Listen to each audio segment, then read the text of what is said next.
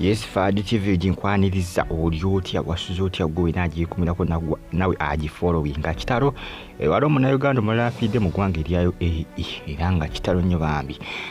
wateri Bugingo ye mukazi wattu wasobeddwa ne Pastor Bugingo emyaka gye baamala mbufumbo ebyama bivuddeyo n'ebifaananyi bizuuse ebyama bingi ebirinkinze ku relationship ya Bugingo ne Teddy ambina masawo bagita Afudde TV jika n'emikolo gikubye koodi egya muwala waabwe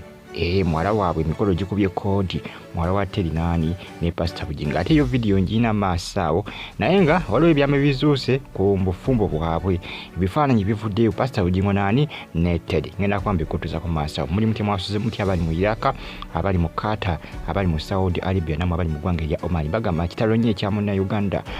waffe Kitata Beka wono kigambibwa yali yafuna akabenje ng'akola omulimu gwe ogwa Tarabat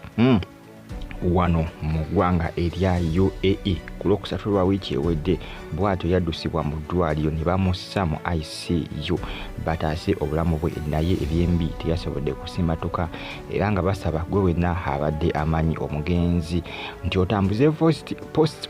post etuuke ku famire ye bagamba nti inna lillahi wa inna ilaihi Rajihuna bagamba nti surely we belong to Allah and to him shall we return bagamba nti gitwava ate gye tujja okubanga tukola ki tudda nenga bambi Kitalo nnyo kya Beka Kitata yafiidde mu kabenje abaana bangi nnyo bafiira mu accident abakola omulimu guno gwa Tarabat manyi Tarabat baba delivaringa bintu naye simanyi Abawarabu bavuga bubi Abawarabu ku kkubo simanyi basose okutomera abaana bana bakola omulimu guno gwa Tarabat basose nnyo okubatomera ne wiiki wedde eriye yafa ajuga eri abafa be tutategeera bano tubategeera ensonga nti bakola ki babatimba ku social media naye abaana bangi abafa abakola delivery abavuga obupiki mu Bawarabu eyo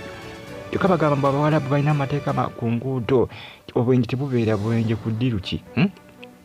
obwenji tebubeera nga busa bubeera nga abaana bangi basiiba bafa mazima ddala ekyabagamba mbwe Bawarabu tebabeera bubenje mbu Abawarabu bagondera amateeka g'oku nguudo naye nga batomera abaana ababamalawo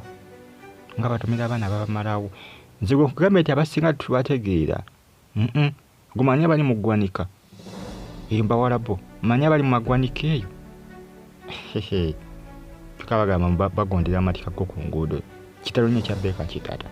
Kitalo nnyo ekya mwana mulenzi amanyikirwa nga Kitata abaana bangi bafiiridde mu Bawarabu eyo abakola omulimu guno nagwo ne gwafuuse kattiro guno bibatomera ne bigenda bugenzi swi ne batabavunaana Abawarabu kina balabako bo bannansi bwe baza emisango tebavunaana naye gwe guze ng'oli mugwira ojja kukiwuliramu omuntu wange oba ojja kukiwuliramu kakati ye mwavudde ngezi kusadize ne wa Pastor Bugingo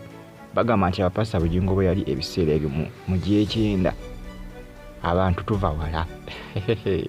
abasinga bagamba nti Bugingo nti Teddy yamwembako okuba ng'afaananako ng'omuntu Bugingo yali afaanana bubi naye mbu munnange bwe yawasa Teddy embeera n'ekyuka mbu alemberawo yakyuka ate neerabira Teddy Bugingo ate n'agenda nani n'agenda ate ne Makula neerabira nti embeera embi gye bakola ki gye baalimu ne situation gye baayitamu kakati n'omunnange ebiriwo akadde kano byebyo ebyama byongedde okuba nga bivaayo abasinga bagamba nti Pastor Bugingo ne bw'anaakola atya Teddy yakola ki yamwembako okuba nga abeeramu eyo embeera gy'alimu akadde kano kubanga ne Teddy bwe yaviire wa Pastor Bugingo n'ekyaki eyo yatandikibwawo ne TV ne radio bano ebya social media ebyo byatandikirwawo kuba Pastor Bugingo esobola kuba nga asabirako ki ku Ddembe FM nga kwe basabira yasooka kubanga asabira ku Ddembe FM okasinziza okuba nga atambuza gundiza ezo zinakyabwa wali ku Kananirandi ku HPM House of Prayer Ministry kwe basinziza okuba nga bakola ki basabira ne munnange Teddy yagenda okuvayo nga bafunye TV radio ekoleddwa naye ate nawulidde TV anasobola okuba nga akola ki okutulwa kugunti ku network ezimu ez'enjawulo bakuvitu abagikutulako olw'amabanja kibategeera nti tebikyatambula bulungi nga Pastor Bugingo byatambula bulungi ng'akyali ne Teddy Bugingo ono kibategeeza nti makula tamuyambeeko bulungi kubanga atambuza bintu bye bulungi. Akati weebuuza lwaki TV yali akyaliwo TV yo tibaagikutulangako. Lwaki bagikulako kati? Kuba essaawa za kati tena kubanga eddako ku free to air. Ensimbi bagibanja mpitirivu nnyo. Naye nga Takikiliza Bulango basse bakola ki? Babutwalayo. Kampuni zirangirako nnyo ku Salt TV okwo. Ne maama weebuuza akasente ke bawaayo akokola nga kaddawa. Onagekola nga ne ku Saturday mwezi bagikutuddeko, ku DSTV ng'ekutuddwako, ku Zuku ng'ekutuddwako, ku Azam ng'ekutuddwako, ne ku GoTV ng'ekutuddwako. Nze mbabuulidde. Olaba esente ezikwasaganye ebyuma bya free to air zibalemye okubanga ekonnekitingibwako. Ate nga bagamba nti eza free to air ziba na ntono nnyo okubanga obubeera ku free to air ntono nnyo. Tuvuga TV nyingi ezikola ki? Eziri ku free to air. Okwawukana ku zino zitusasulira ZStarTimes, ZDSF, GoTV, zaazamu ne zizuku. Kati free to air bulabe kuleme kati ZStarTimes oba ogenda gisobola kwe.